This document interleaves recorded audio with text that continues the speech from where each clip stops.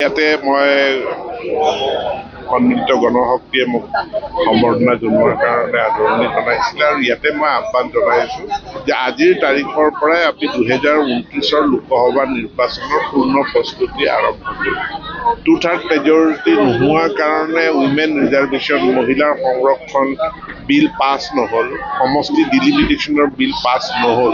গতিকে এই 2/3 মেজৰিটি কেনেকৈ লাভ কৰিম আমি 2029 তাৰ কাৰণে আমি এতিয়াৰ পৰাই আমি প্ৰত্যেকজন কাৰ্যকৰ্তা আমাৰ NDA, AGP, BJP, গণশক্তি আমি সকলোৱে কাম কৰিব লাগিব।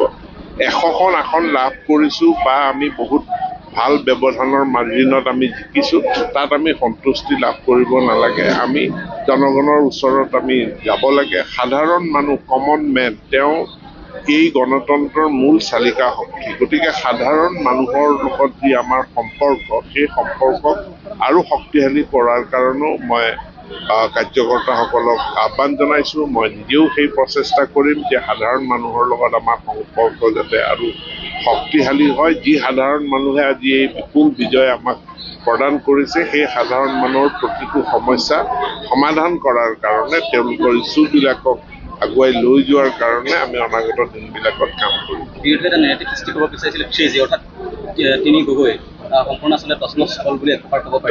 কিন্তু আমাৰ 3 গগৈ জিকিলে, আমাৰ তৰংগ গগৈ জিকিলে, আমাৰ চক্ৰ গগৈ জিকিলে, আমাৰ জীৱন গগৈ জিকিলে।